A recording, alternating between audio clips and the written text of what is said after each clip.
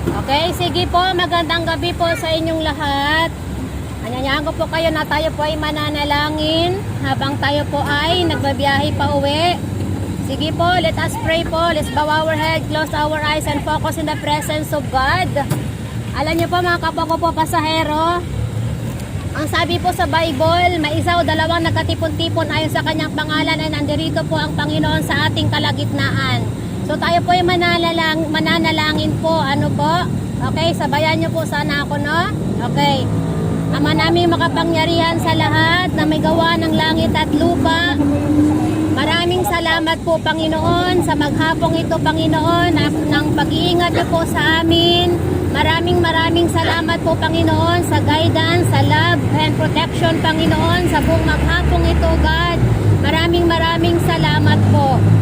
Panginoon, kami po ay nagbabiyahe, Panginoon. Dalangin po namin, Lord, na ingatan niyo po kami sa pangalan ni Jesus. Nawa po, Lord, ilayo niyo po kami, Lord, sa disgrasya o anumang kapamakan o Diyos.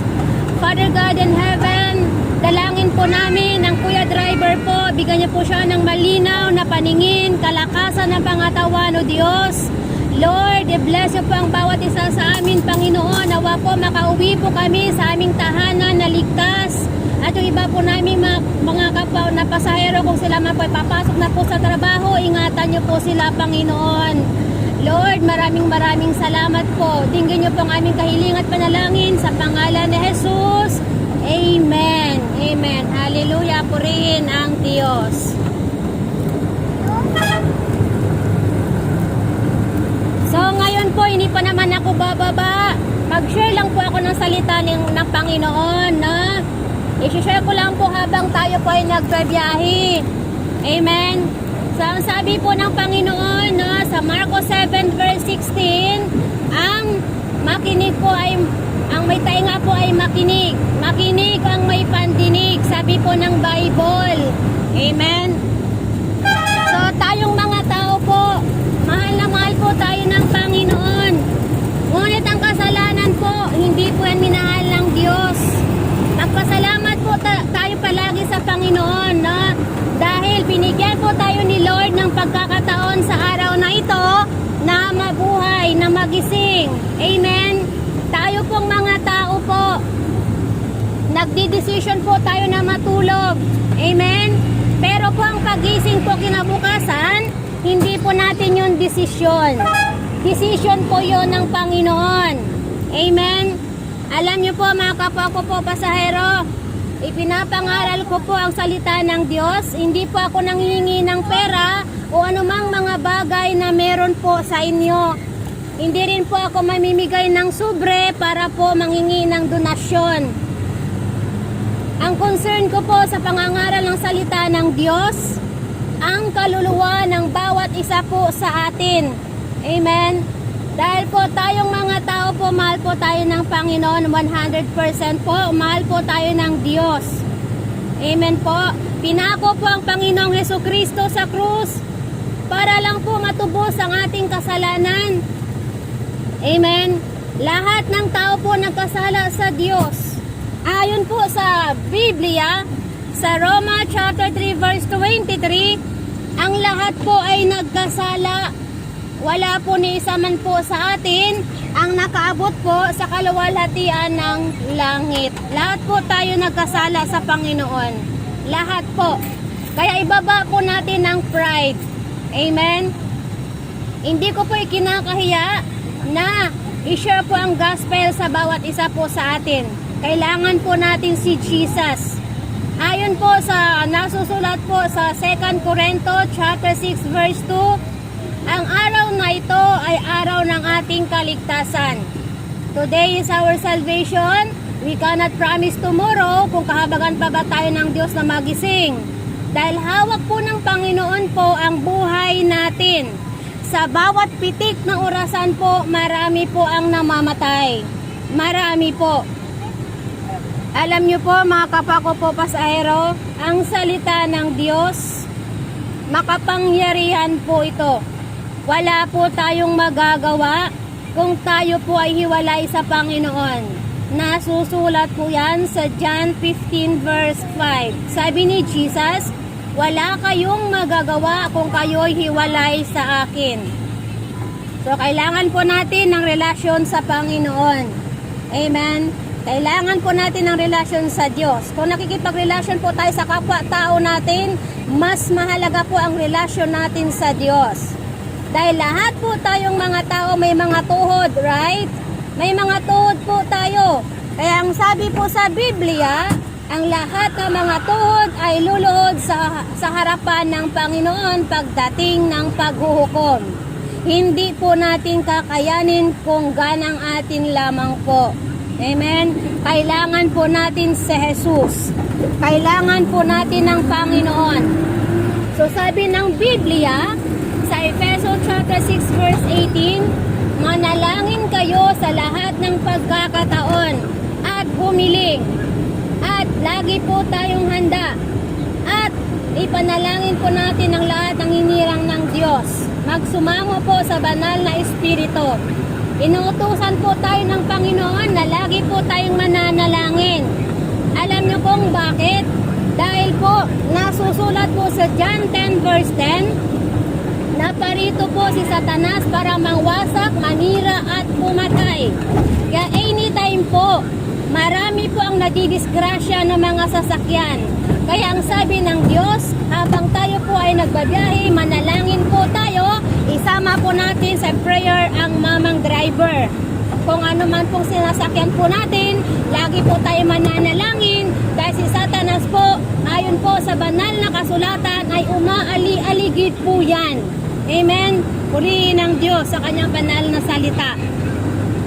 Tayo pong mga tao po, kapag patuloy po tayo sa pagkakasala, ang sabi po sa aklat ng Roma chapter 6 verse 23, ang kabayaran po ng kasalanan ay kamatayan, ngunit po ang libreng kaloob ng Diyos ay buhay na walang hanggan. Narinig po ninyo? Kapag magpatuloy po ang tao sa pagkakasala, at ito inabutan po ng kamatayan na hindi po pinagsisihan ng kasalanan, tiyak po, mapupunta po ang kanyang kaluluwa po sa Hades. Yun po ang patikim na impyerno. Pero kapag ang tao inabutan ng kamatayan na mayroon pong Panginoong Hesukristo sa kanyang buhay, kapag ito inabutan ng kamatayan, tiyak po ang kanyang kaluluwa ay mapupunta po sa paraiso. Yan po ay patikim na langit. Kaya mga kapwa ko po pasahero, pakinggan ninyo ang salita ng Diyos. Sa pangalan ni Jesus, I hope and pray po, isa puso, isa buhay po ninyo ang inyong naririnig. Amen. Mahal po tayo ng Panginoon. Sumampalataya po tayo sa nag-iisang Diyos. Walang iba po kundi po si Jesucristo. Amen. Ayon po sa banal na kasulatan, ang sabi po ni Jesus sa John 14:6, I am the way, the truth, and the life. No one comes to the Father except through me. Ang wika ng ating mahal na Panginoong Hesukristo. Kaya, dito po sa sasakyan ni Kuya, hindi ko po itinataas ang relihiyon o anumang mga denomination o anumang mga sekta. Hindi ko po yan itinataas. Itinataas ko po dito si Jesus Christ na siya po ang Panginoon. Amen. Si Jesus Christ po ang ating tagapagligtas. Nasusulat po sa Gawa chapter 4 verse 12, kay Jesus mo lang matatagpuan ang kaligtasan. Walang ibang pangalan po na ibinigay ng Diyos para po ang mga tao po ay maligtas. Kundi po ang pangalan lamang po ng Panginoong Hesukristo.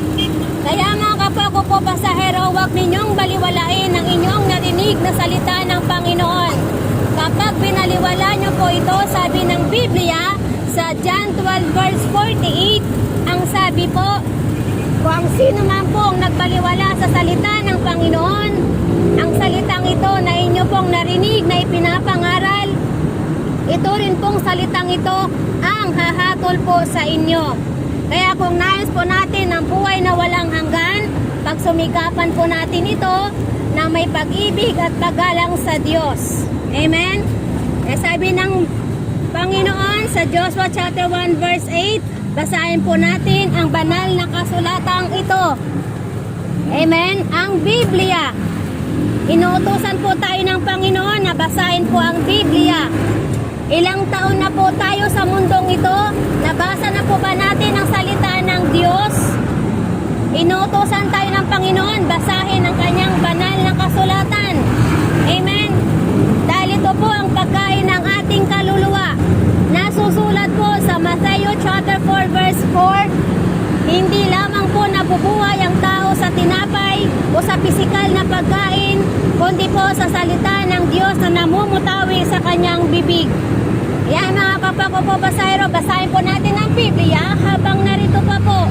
Dahil balang araw wala na po tayong Biblia na mababasa. Ito po ay susunugin na po ng Antikristo. We are living in the last days na po mga kapako po pasahero. Hanggat naririnig pa po ninyo ang tinig ng Panginoon, sumunod na po tayo nang hindi po tayo mapapahamak. Dahil dalawa lang po ang ating pupuntahan, impyerno o langit. Amen? Ang impyerno po ay ginawa po yan ng Diyos para po yan kay Satanas. Para po yan sa 1/3 na anghel na nagrebelde po sa Diyos. Hindi po yun para sa atin. Hindi po yun para sa tao, ang impyerno. Dahil tayo mga tao, nais po ng Panginoon na tayo po ay kanyang makapiling sa kanyang kaharian. Kaya pagsisihan po natin ang ating mga kasalanang nagawa. Magsisi po tayo dahil malapit na pong darating ang Panginoon.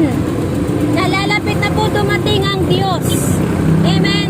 Ang sabi po ni Jesus sa Matthew chapter 4 verse 17, repent for the kingdom of heaven is at hand. Malapit na po darating ang Diyos. Malapit na po. Kaya pagsisihan na po natin ang ating mga kasalanang nagawa bago po mahuli ang lahat. Amen. So, mga kaibigan, hindi natin kakayanin kung wala po si Jesus Christ. Kaya sumampalataya po tayo sa anak ng Diyos. Walang iba po si Jesus Christ. Na ang sabi po sa John chapter 3 verse 36, ang sumampalataya po sa anak ng Diyos ay magkaroon ng buhay na walang hanggan. Ngunit po ang ayaw sumampalataya, ang ayaw po sumunod, ay mananatili sa kanya ang galit ng Diyos. Amen. Sa pangalan ni Jesus, ingatan po kayo ng Panginoon, makarating po ka sa inyong tahanan na ligtas. Amen. So ngayon, hindi pa po ako bababa. Tuloy ko lang po yung pagbabahagi ng salita ng Diyos. Amen po.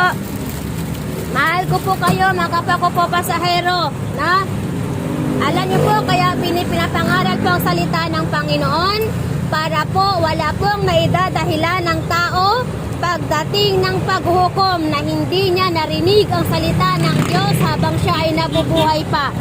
Amen? Kaya mga kapako po pasahero, pakinggan ninyo ang salita ng Panginoon. Ang Diyos po ang nangungusap sa inyo ngayon na pagsisihan po ang kasalanan. Dahil anytime po, pwede po natin lisanin ang mundo. Tanggapin po natin si Jesus na ating Panginoon at tagapagligtas. Amen? Dahil tayong mga tao po, itinakda po tayo na minsan lamang mamatay. Nasusulat po sa Hebrew chapter 9 verse 27. Itinakda po ang tao na minsan lamang mamatay at pagkatapos po noon ay paghukom na. Kaya sabi ng Biblia sa Gawa chapter 3 verse 19, magsisi kayo at magbalik loob sa Diyos upang patawarin ang inyong mga kasalanan. Mahal na mahal po tayo ng Diyos, kaya sumunod na po tayo kung ano ang kanyang kalooban. Seek first the kingdom of heaven, mga kapako po pasahero. Jesus loves you, Jesus loves us, mga kaibigan. So repent, people of God, repent. Jesus loves you. So hanggang dito na lang, bababa na po ako. Maraming salamat po sa inyong pakikinig sa salita ng Diyos. Sa pangalan ni Jesus, ingatan po tayong lahat, kasama po si Kuya Driver. God bless you po.